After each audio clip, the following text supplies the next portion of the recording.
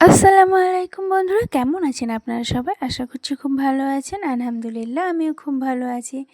তো আজকে দেখুন একটি রেসিপি নিয়ে চলে এসেছি, সেটা হলো টাটকা বাটা মাছের মশলা দিয়ে শস্য বাটা ঝোল। তো দেখুন, তার জন্য সবার আগে আমি মাছগুলো কিন্তু ধুয়ে নুন হলুদ মাখিয়েই রেখেছিলাম, আর ওদিকে ফ্রাই প্যানে তেলও বসিয়ে দিয়েছিলাম। তেলটা গরম হয়ে গেছে, আর এবার কিন্তু মাছগুলো ফ্রাই করে নেব। আর এইভাবে করে দেখুন সব মাছগুলো আমি ফ্রাই প্যানে দিয়ে দেব। দিয়ে এভাবে এক পিঠ হয়ে গেলে আমি অপর পিঠটাও খুব ভালোভাবে ফ্রাই করে নেব। আর মাছগুলো কিন্তু একটা একটা করে ফ্রাই করতে পারিনি, মানে পিঠটা উল্টাতে পারিনি, তাই একবারে সব উল্টে দিয়েছি। একদম টাটকা মাছ তো, তাই একসাথে সব জুড়ে গেছিলো, আর খুন্তির সাহায্যে একবারেই সবগুলো উল্টে দিয়েছি। তো দেখুন মাছগুলো কিন্তু খুব ভালোভাবে ফ্রাই করা হয়ে গেছে। আর এ পর্যায়ে মাছগুলোকে তুলে নিলাম। এই যে তুলে নিয়ে আপনাদেরকে দেখিয়ে দিলাম মাছগুলো তুলে নিয়ে। এবার বন্ধুরা আমি ফ্রাই প্যান বসিয়ে দিয়েছি, আর আমি দিয়ে দিচ্ছি পরিমাণ মতো সর্ষের তেল। আর পুরো রান্নাটা কিন্তু আমি সর্ষের তেলেই করব। আর সর্ষের তেল দিয়ে দিয়েছি, গরম হবার জন্য ওয়েট করছি। আর যে দেখুন আমি 1 টিস্পুন আমি কালো জিরা নিলাম, সেটাকে ফোড়নে দিয়ে দিয়েছি। 1 সেকেন্ড মতো ফ্রাই করে নেব। আর এই যে দেখুন 1 সেকেন্ড মতো ফ্রাই হয়ে গেছে। এবার একটা বড় সাইজের পেঁয়াজ কেটে রেখেছিলাম কুচি করে আগে থেকেই, সেই পেঁয়াজটাকে এবার আমি দিয়ে দিলাম। দিয়ে পেঁয়াজটাকে গোল্ডেন করে ফ্রাই করে নেব। এই যে এভাবে নাড়াচাড়া করে খুব ভালোভাবে ফ্রাই করে নেব।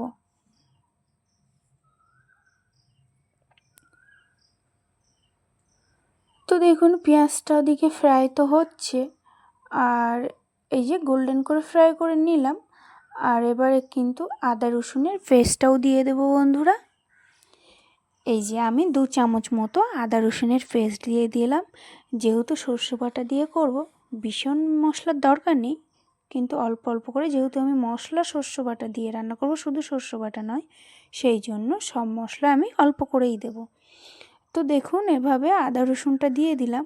আর আদা রসুনটা দিয়ে খুব ভালোভাবে একটু কষিয়ে নেব 2 মিনিট মতো। আর একটু এই যে জলও দিয়ে দেব, যাতে মশলাটা তলায় না লেগে যায়, সেই জন্য অল্প পরিমাণে জল দিলাম। দিয়ে এটাকে আরও 1 মিনিট ফ্রাই করে নেব। তো এই যে দেখুন বন্ধুরা, মশলা থেকে কিন্তু আমার তেল ছেড়েই দিয়েছে। এই যে আদা রসুন কিন্তু কষা হয়ে গেছে। আর এবার কিন্তু আমি দেখো দিয়ে দেব গুঁড়ো মশলা। তো গুঁড়ো মশলা তো দিয়ে দেবো। তা দেখো গুঁড়ো মশলাতে কী কী নিয়েছি। আমি নিয়েছি 1 টিস্পুন ধনিয়া গুঁড়ো, 1 টিস্পুন জিরার গুঁড়ো, আর নিয়েছি 1.5 চামচ হলুদের গুঁড়ো, আর এদিকে নিয়েছি 1 চামচ কাশ্মীরি লঙ্কার গুঁড়ো। এই সবগুলোকে আমি মশলার ভেতরে দিয়ে দেব। এই যে দেখো দিয়ে দিলাম। আর দিয়ে এটাকেও 1 মিনিট মতো, 1 মিনিটও লাগবে না, ওই 3 সেকেন্ড মতো ফ্রাই করে নিলে হবে। তো এটাকে 3 সেকেন্ড মতো ফ্রাই করে নিয়েছি। আর এবার দেখো স্বাদ মতো নুন দিয়ে দিচ্ছি বন্ধুরা। আপনারাও নুনটা ঝালটা কিন্তু আপনাদের টেস্ট বুঝে দেবেন। আমাদের বাড়ি আবার ঝাল বেশি খাওয়ার লোক নেই। আমার ছেলেও বেশি ঝাল খেতে পছন্দ করে না, আর আমার বড়ও কিন্তু ঝাল বেশি পছন্দ করে না। তো সেই জন্য আমি ঝালটা একটু কমই দিই। আমি ঝাল খেতে পছন্দ করি, তো আমি কড়মড় করে কাঁচা লঙ্কা দিয়ে চিবিয়ে খেয়ে নিই। ওই জন্য তরকারিতে আমি ঝালটা কমই রাখি। তো এই যে দেখো এদিকে আমি বেটে রেখেছিলাম সর্ষে। আমি 3 চামচ নিলাম সাদা সর্ষে, 2 চামচ নিলাম কালো সর্ষে। সেটাকে শিলে খুব ভালোভাবে মিহি করে বেটে নিলাম। আপনাদের কাছে যদি সময় থাকে তো শিলেই বাটবেন, টেস্টটা কিন্তু খুব সুন্দর হয়। আর যদি সময় না থাকে সেক্ষেত্রে আপনারা মিক্সিতে বেটে নিতে পারেন। তো এই যে দিয়ে দিলাম সর্ষে, আর আরও একটু খুব সামান্য জল দেব, দিয়ে কষিয়ে নেব। এই যে শস্যটারও যাতে কাঁচা গন্ধটা চলে যায়।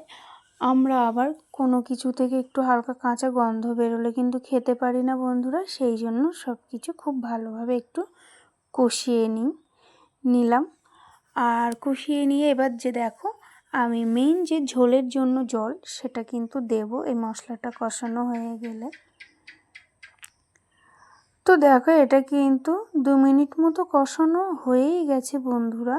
এবার কিন্তু আমি সেই পরিমাণ মতো ঝোলের জন্য জল দিয়ে দেব।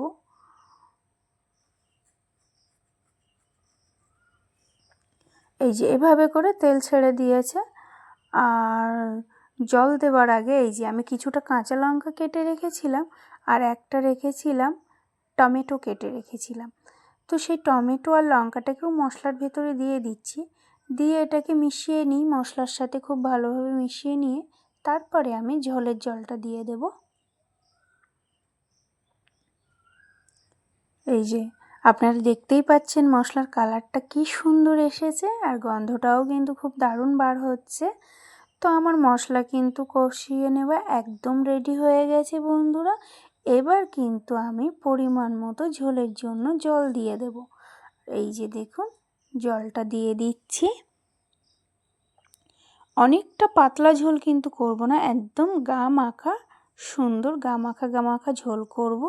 একদম পাতলাও হবে না আবার একদম ঘনও হবে না, মিডিয়াম পজিশনে থাকবে। আর দেখতেও কি দারুণ কালার হয়েছে দেখুন। তো দেখতে যখন রান্না সুন্দর হবে খেতেও কিন্তু দারুণ হবে। তো আপনারাও এভাবে করে আমার মতো চটজলদি রেসিপি তৈরি করে নিতে পারেন। বাটা মাছের মশলা দিয়ে শস্য বাটা দিয়ে ঝোল। তো এই যে দেখুন ঢেকে দিলাম, ঢেকে দিয়ে ওয়েট করব ফুটে ওঠার জন্য। ঝোলটা ফুটে উঠলে আপনাদেরকে দেখাচ্ছি। এই যে ঢাকনাটা তুলে নেব, নিয়ে এই যে দেখুন ঝোলটা কিন্তু টকবক করে ফুটছে একদম। এবার কিন্তু বন্ধুরা সেই ভেজে রাখা বাটা মাছগুলো দিয়ে দেব। আর এভাবে টাটকা মাছের ঝোল খেতে কিন্তু খুব সুন্দর লাগে গরম ভাতে।